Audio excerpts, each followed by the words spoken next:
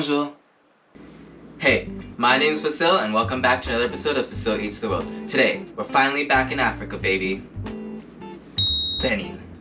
Benin is located on the Atlantic coast of West Africa and is bordered by 4 countries. These countries are Nigeria to the east, Niger to the northeast, Burkina Faso to the northwest, and Togo to the west. Now Benin is unique in that its country's seat of government is not in its capital city, Porto Novo. Instead, the seat is in a city called Cotonou, which is also its most populous city and economic capital. Now in terms of geography, Benin is mostly flat and tropical with a semi-dry region at its northernmost point.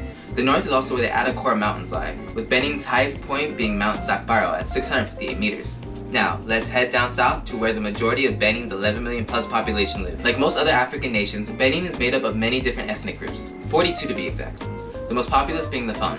Other large groups include the Aja and Mina, Yoruba who migrated in from Nigeria, and the Bariba and the Fula who inhabit northeast Benin. France colonized the country in the late 19th century, which is why French is the official language. Benin was able to gain full independence in the 1960s, and its current government was established in 1991. So, I don't really have a good segue, so let's just talk cuisine. Benin is known for its peanut and tomato-based sauces, which accompany most dishes. In the south, the most common ingredient is corn, which they use to make a dough and then eat with the aforementioned sauces, and a protein of some sort. In the north, however, the staple ingredient is yam, that they eat with peanut and tomato-based sauces. Today, we will be making Kuli, a popular snack and the national dish of Benin, which is made using peanuts. Now, with all that introduction out of the way, let's get to the cooking. To begin, we're gonna start by weighing out 125 grams of peanuts. So after deshelling our peanuts, we're gonna lay them on a baking sheet. Make sure they're nice and even. And then we're gonna place it in an oven that's been set to 350 degrees Fahrenheit for 15 minutes. So into a blender, we're gonna add our roasted peanuts, a dash of chili powder, some black pepper, a bit of nutmeg, and a little bit of ginger. And lastly, we'll pour in 50 milliliters of water. And then you're gonna wanna blend until you have a smooth but thick consistency. Add some water if you need to.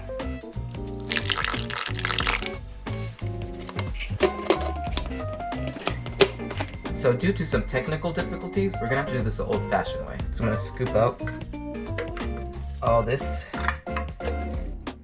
My technical difficulties, I mean the blades on my blender aren't shallow enough to grind up all my peanuts. You live and you learn. And by old-fashioned, I mean just smash. Finally, I smashed it manually and I got it to the consistency I want, and now I'm gonna add the salt that I forgot to add earlier. That'll do. Now mix that together. You know, I'm gonna be very honest with you. I don't see how this is gonna hold up once we start frying them. All we can do is pray. Also, I don't think this is the best consistency. All you people from Benin out there, let me know. Is this a good enough consistency? I don't know. Also, should I have used a spice blender? I don't know. To a pan, we're gonna add 2 cups of peanut oil. Maybe more. Once your oil has reached temperature, go ahead and ball up your, I guess, peanut balls and dump them in. Oh, I have no high hopes for this stuff. Oh my. 0 structural integrity. You're gonna want to deep fry them for 3 to 6 minutes or until they're solid. Hopefully they don't fall apart. So, I think they've completely disintegrated. I think I'm gonna need a binding agent. Okay, 1 second. I'm going rogue. I'm just gonna try and get these things to stick together so that when they fry, they don't fall apart. So here goes nothing. Okay, Benin. I've gone completely rogue. It disintegrated earlier, right? So I had to add some binding agents. So I threw in 1 egg, some flour, and a little sugar just to add flavor to the egg and flour. This isn't traditional whatsoever, but I had to go rogue. I didn't have time to restart from the beginning. I'm sorry. So this is my take on it. Again, like I said earlier, let it cook for about 6 minutes or until firm. Once cooked, go ahead and remove.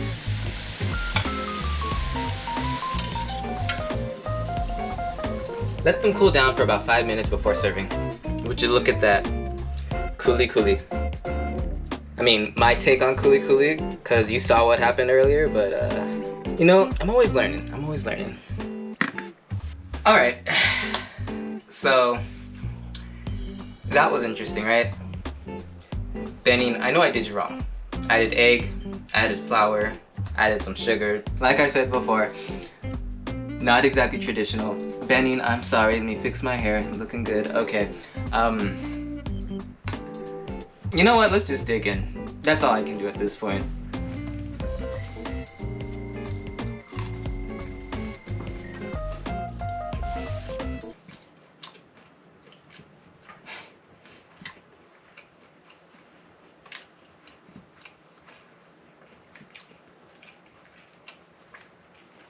Okay, so this is like the Afghanistan video. This is like the Albania video. This is like the, what other countries? There are a couple other countries that I think Algeria. No, Algeria was a little different. But in Ethiopia, we have something very similar to this. Oh, the other one was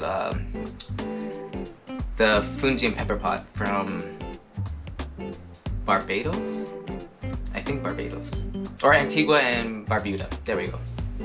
But we have something in Ethiopia called madeKuli, and this tastes like madeKuli. It's just a bigger version of madeKuli. madeKuli, they're usually like these small trail mix. Think like trail mix, with not as much variety. And just like how this is a snack in Benin, madeKuli is a snack in Ethiopia. We have it with coffee time.